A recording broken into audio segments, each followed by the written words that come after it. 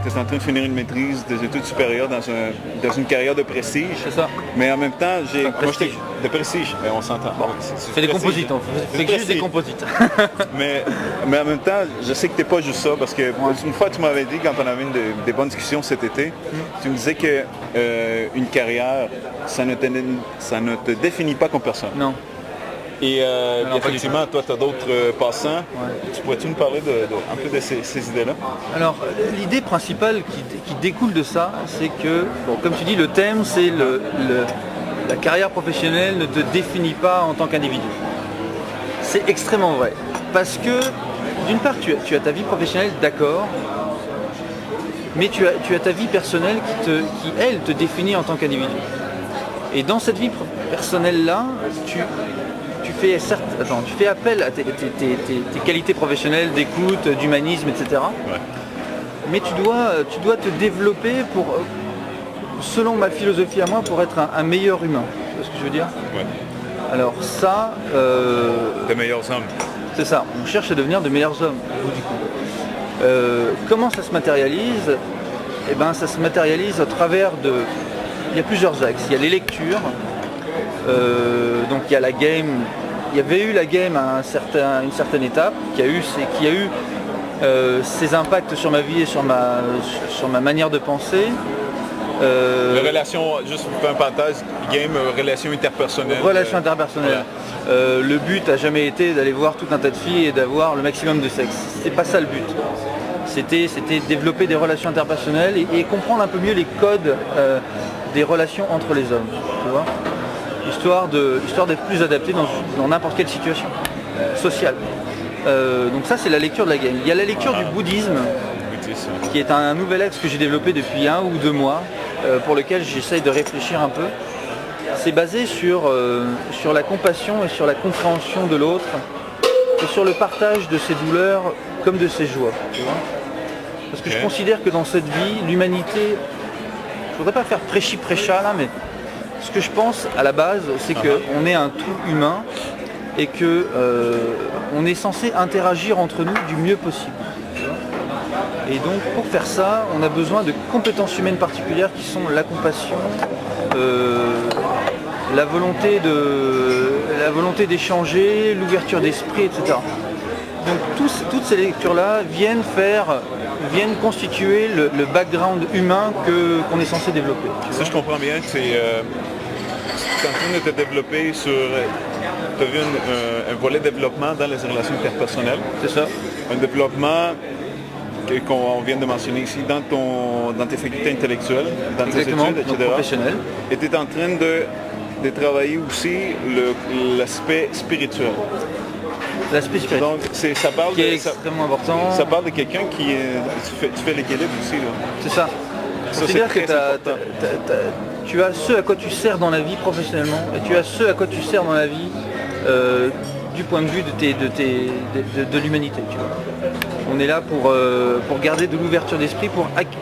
Chaque personne qu'on rencontre peut t'apporter quelque chose. Il faut savoir, la game t'aide à voir tout ce genre de choses, il faut savoir ce que la personne est capable de t'apporter et ce que toi tu es capable de lui donner en retour.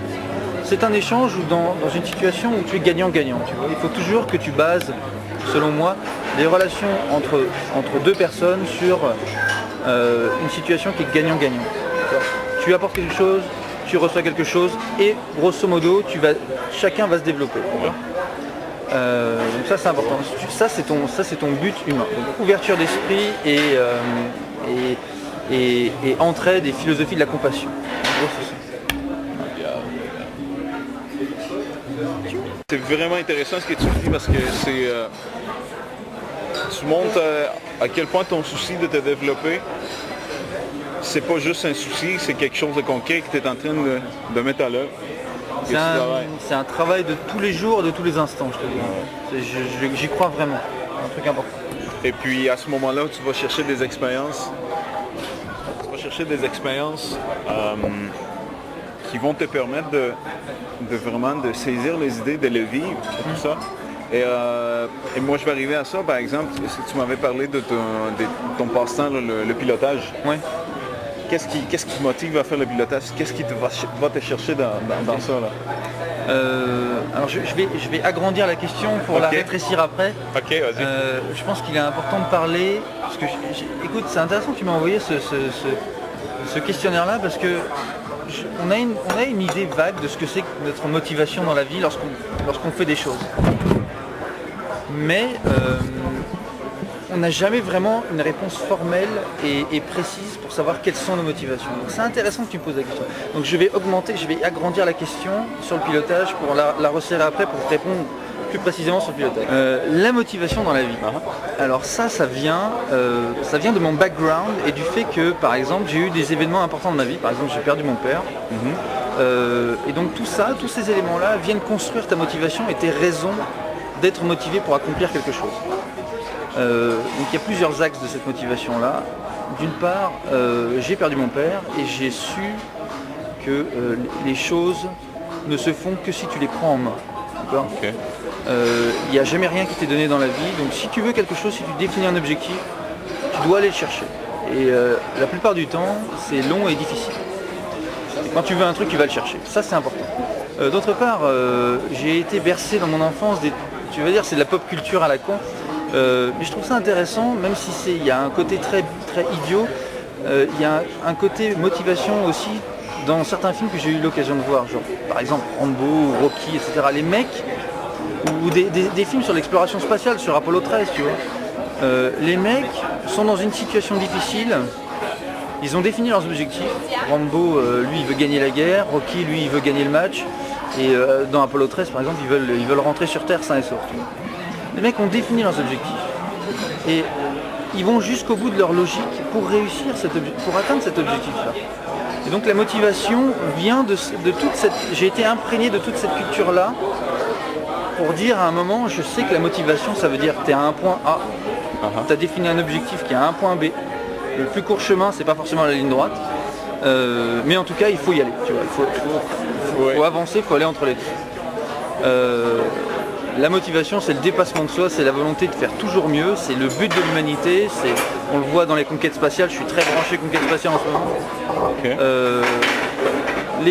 Les hommes ont certaines possibilités et ce qu'ils cherchent au travers des âges, au travers des années et au travers de leur travail, c'est à aller plus loin. L'homme l'homme observe les étoiles, l'homme conçoit des vaisseaux spatiaux, des satellites pour aller dans l'espace, pour envoyer ces objets-là dans l'espace. L'homme conçoit des instruments pour envoyer des humains dans l'espace, l'homme conçoit des instruments pour aller sur la Lune et peut-être plus tard sur Mars. Donc l'humain repousse les limites. C'est ça sa base, sa volonté, son fondement, tu vois. Et donc moi, je veux faire ça. Tu veux repousser tes limites. Je veux repousser mes limites. Je sais quelles sont mes limites aujourd'hui et je fixe des objectifs qui sont au-delà des limites pour pouvoir y aller après. Et je travaille tous les jours et j'essaie de faire en sorte de